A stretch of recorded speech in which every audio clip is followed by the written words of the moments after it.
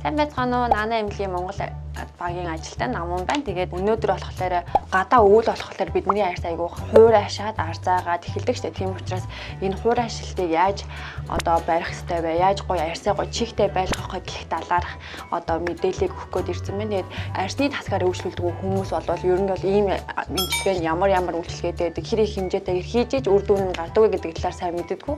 Тийм болохоор энэний талаар бүгдээр мэдцгээе. За ингээд миний нэгдүгээрт зөвлөж байгаа үйлчлэг нь болохоор ер нь бол бүх үйлчлэгээний хамгийн ихэнд хийлгэх ёстой гүн цэвэрлэгээ байгаа. Тэр нь болохоор Aquafil.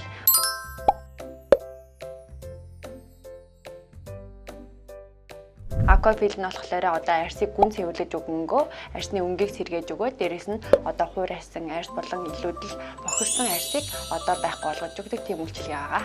За дараагийнхан зөвлөх тарилга болохоор мөсөн тарилга гэж тарилга байдаг байгаа. Тэр нь болохоор ер нь бол арьсны бүх давхаргад орж өгч арьсыг маш сайн чийшүүлж өгдөг тарилга гэж ойлгож болно гэсэн. Дээрээс нь нэмээд хэлэхэд нарийн хүчлээнүүдийг ч гэсэндээ багасгаж өгөх тийм тусгай тарилга байгаа шүү. За ингээд дараагийнхан танилцуулах тарилга болохоор Chanel тарилга.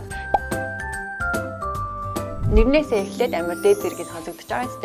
Тэгээд дээрэс нь энэ тариг хийлгүүснээр ямар үр дүн авах вэ гэхлээр нэгдүгээрт арьсыг маш сайн чийгшүүлж өгдөг. Хоёрдугаарт гэх юм бол арьсны өнгийг дээшлүүлж өгнө. Мөн арьсны уян хатан байдлыг сайжруулж өгнө. Дээрэс нь мөхчлөлтийг багасгах. Бүхэл ерөөсөө арьсанд хэрэгтэй бүхэл юмыг ийм тарилга агуулсан байдгаараа онцлогтой юм аа. За би болохоор ер нь бол Aquafil, Chanel гэдэг юунуудыг энэ саяны танилцуулсан зүйлүүдийг бүгдийг өөрөө хэрэглэж үзсэн байгаа. Тэгээ хэрэглээд үзэхэд бол Aquafil бол би ер нь бол 2-7 хоногт нэг удаа ядаж заавал хийлгэрэй гэж хэлэх миний дуртай юмнуудын нэг. Chanel тарилга нь болохоор ер нь бол мэдээж хийлгэх тусмаа давтамжтайгаар хийлгэх тусмаа илүү сайн үр дүн авдаг учраас бас хийлгээд үзвэл гэж бодож байна. Би өөрөө хийлгэсэн чинь миний нүр харагдаж байна. Ийм гоё болсон байна.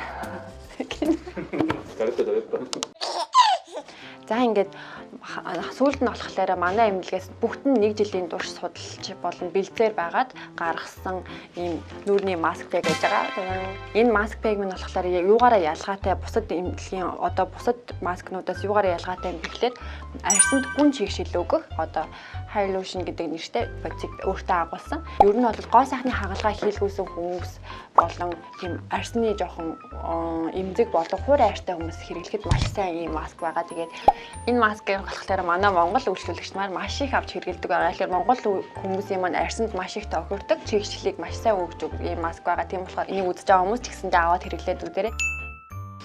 За өнөөдөр болохоор арьсанд ямар аргаар чийгшил өгөх, ямар бүтээгдэхүүнүүд байдаг талаар ерөнхийдөө өөрийнхөө хэрэглэж үзсэн бүтээгдэхүүнээсээ та нарт танилцууллаа. Тэгээд та нар маань ч гэсэндээ энэ хүйтэн өвлийг гоё зөөлхөн ийм гоё чиглэг арьстай даваарай гэж хэлмээр байна. Ингээд Монгол багийн ажилтан намун байлаа. Баяртай.